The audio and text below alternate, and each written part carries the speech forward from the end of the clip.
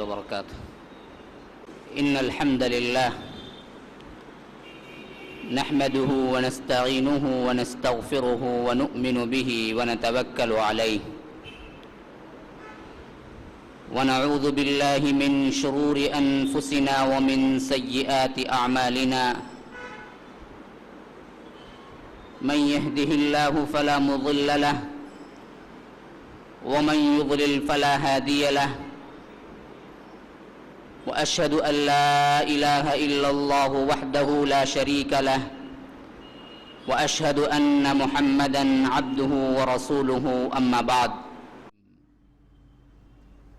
ما كان لبشر أن يكلمه الله إلا وحيا أو من وراء حجاب أو يرسل رسولا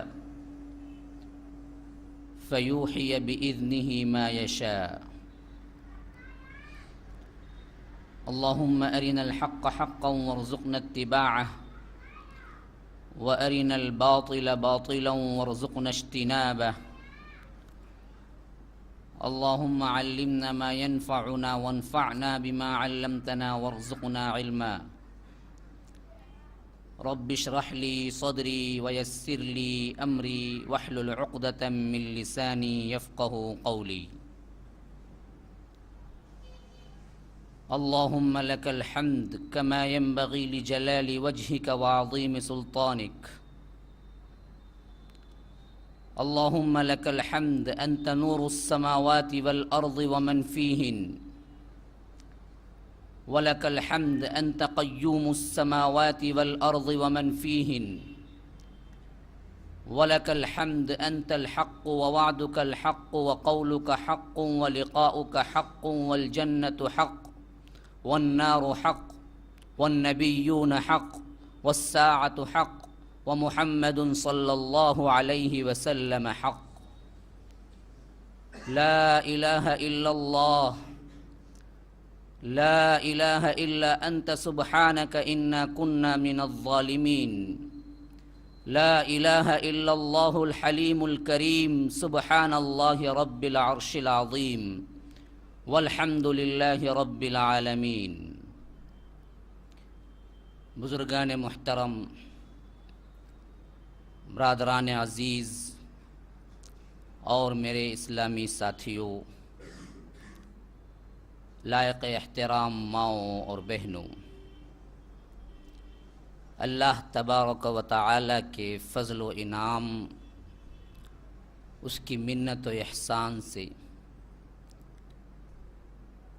حضرات انبیاء کرام کی سیرتوں کا جو سلسلہ آپ لوگوں کے سامنے پیش خدمت ہوا تھا،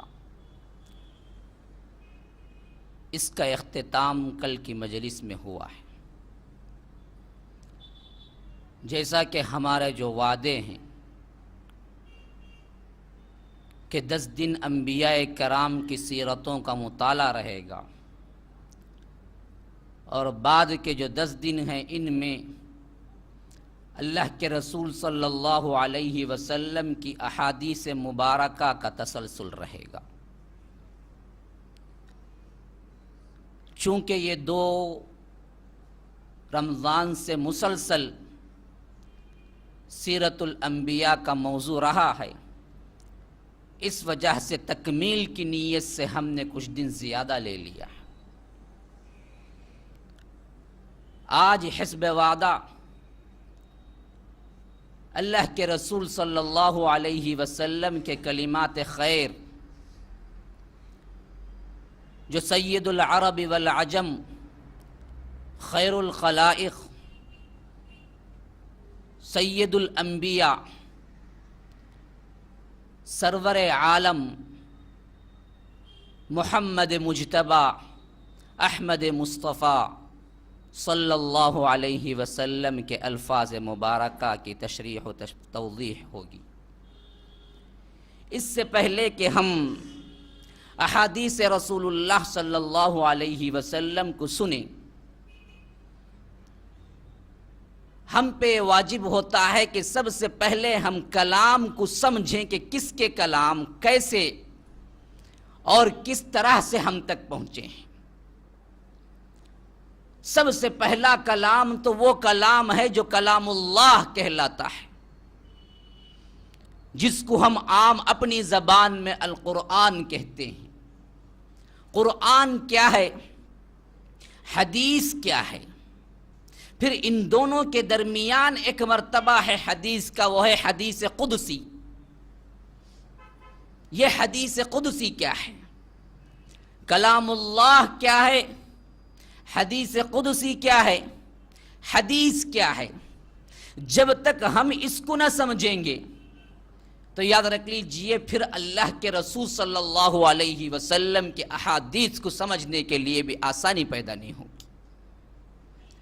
اور جہاں تک میرا موضوع بحث ہے، وہ احادیث میں بھی ان احادیث کو پیش کرنے کی کوشش کروں گا جو حدیث قدسی کہلاتے ہیں۔ اصطلاح حدیث کے اندر حدیث قدسی کا معنی و مفہوم اس وقت تک نہیں جان سکتے جب تک کہ ہم کلام اللہ کو نہ سمجھیں۔ کلام اللہ کیا ہے، حدیث قدسی کیا ہے، کلام اللہ اور حدیث قدسی میں تفریق کیا ہے، فرق کیا ہے؟ یاد رکھ لیجئے ہمارا ذہن ایک ایسا بن چکا ہے کہ علمی نکات، اللہ تعالی کے کلام کو سمجھنے والی باتیں، دین کی سمجھ کی باتیں ہمارے لیے بالکل ناقابل فہم ہو جاتی ہیں۔ بات ہمیں سمجھ نہیں آتی، یا سمجھنے کی کوشش نہیں کرتے، یا توجہ دینے کی کوشش نہیں کرتے۔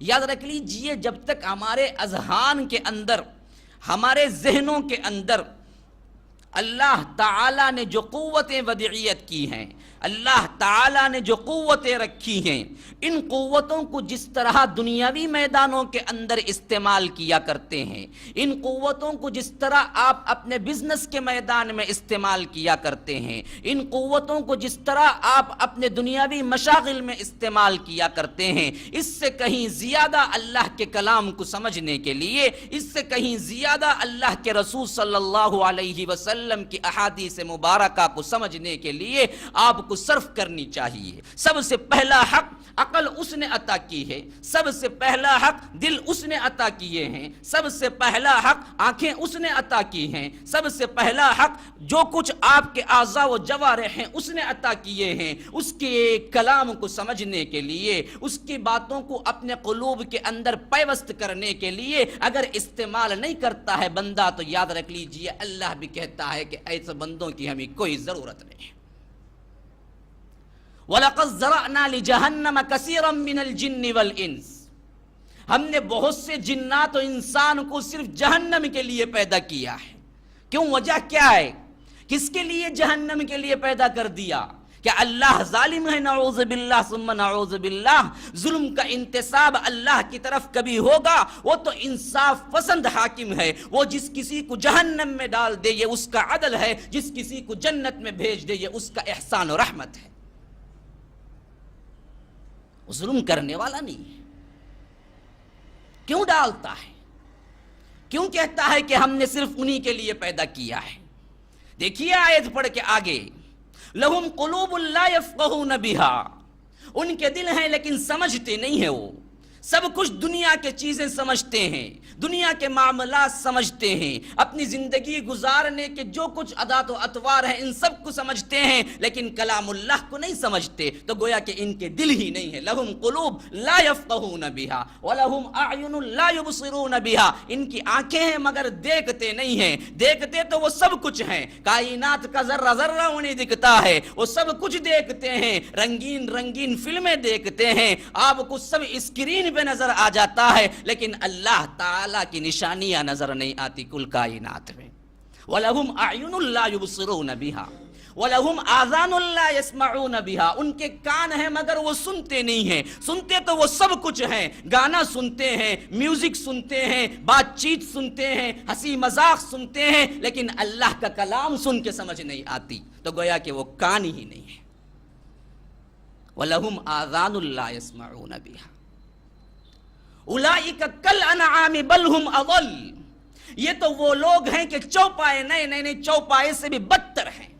ان کو تو یہ حس ہی نہیں دی گئی شعور کی، ان کو کان ہیں لیکن شعور کے ساتھ نہیں سنتے، آنکھ ہیں شعور کے ساتھ نہیں دیکھتے، کھاتے ہیں غذا مزے کے ساتھ نہیں کھاتے، لیکن انسان کو شعور بھی ہوا، ذائقہ بھی دیا، ہونے کے باوجود کوئی جانور بن جاتا ہے تو اللہ کہتا ہے کہ اولئک کالانعام بل ہم اضل، یہ تو چوپائے ہیں، نئے نئے چوپائے سے بھی بدتر لوگ ہیں یہ۔